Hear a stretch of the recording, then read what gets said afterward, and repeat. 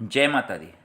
आप लोगों ने सुना होगा नीच भंग राजयोग, लेकिन क्या आपको पता है कि किसी भी भाव में अगर नीच ग्रह बैठा हो तो उसको नीच नहीं कंसिडर करना चाहिए, क्योंकि नीच ग्रह का कैंसलेशन भी होता है। कई लोगों को पता होगा कि नीच ग्रह बहुत ही घातक होते हैं। जो नव ग्रह है उनकी कुछ उच्च और नीच के स्थान हैं। जैसे अगर सूर्य 7 नंबर में आ जाए तो नीच का कहलाता है, 1 नंबर में उच्च का। चंद्र 8 नंबर राशि में नीच का हो जाते हैं। शुक्र 6 नंबर में नीच के हो जाते हैं। बुध 12 नंबर में नीच के हो जाते हैं। मंगल 4 नंबर में। बृहस्पति 10 नंबर में। शनि 1 नंबर में। राहु 8 नंबर और केतु 2 नंबर में नीच के हो जाते हैं। जब भी कोई ग्रह नीच के होते हैं तो उनका परिणाम विपरीत हो जाता है। वो जिस भाव में बैठते हैं उस भाव में, और जिनके मालिक होते हैं दोनों जगह विपरीत परिणाम देते हैं। और ख़ास करके जब नीच के ग्रह की दशा आती है तब व्यक्ति के जीवन में बड़ी परेशानियाँ आती है, उतार चढ़ाव आते हैं। इसलिए नीच के ग्रह बहुत बुरे माने जाते हैं।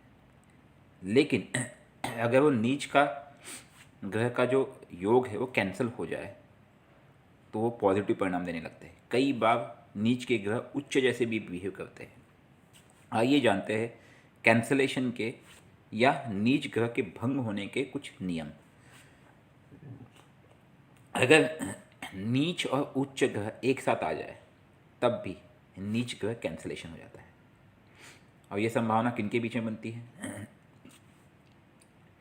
बुध और शुक्र का एक एग्जांपल ले लेते हैं।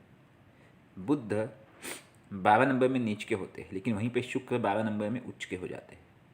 तो यहाँ पे बुध का जो नीच है वो भंग हो जाएगा, और यहाँ पे बुध भी उच्च की तरह बिहेव करेंगे। एक प्रकार से ये राजयोग परिस्थिति बन जाएगी। शुक्र बुध मीन राशि में एक साथ आ जाए।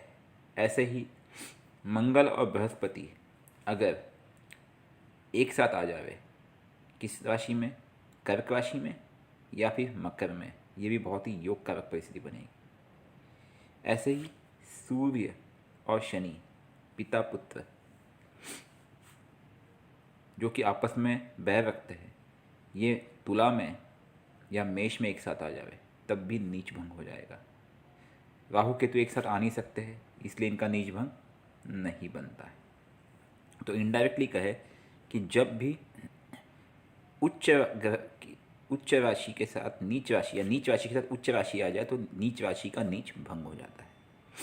एक नियम और है कि नीच ग्रह जहाँ भी बैठे, ठीक है, उनका भाव संख्या कारक देखना होगा आपको।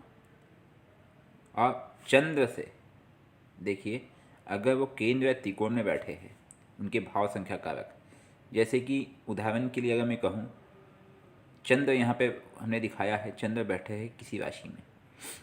चंद्र समझो बैठा है 6 नंबर की राशि में। 6 नंबर किसके है? कन्या लगन, जिसके स्वामी बुध है। और बुध अगर केंद्र में है या त्रिकोण में है या उच्च के हो जाते हैं तब भी वो नीच भंग माना जाएगा। मतलब जिस भाव की राशि, जिस राशि में नीच का ग्रह बैठा है, उसका राशि स्वामी अगर उच्च का हो जाए या केंद्र या त्रिकोण में हो जाए चंद्र से, तब भी उसका नीच भंग हो जाएगा। तो कभी भी अगर आप अपनी कुंडली में देखें कि आपका कोई ग्रह नीच का है तो तुरंत टेंशन ना ले, पहले समझिए। और अगर समझो वो ग्रह आपकी कुंडली में नीच का है लेकिन नवमास में उच्च का हो जाता है, तब भी नीच भंग हो जाएगा। ऐसे कई नियम हैं।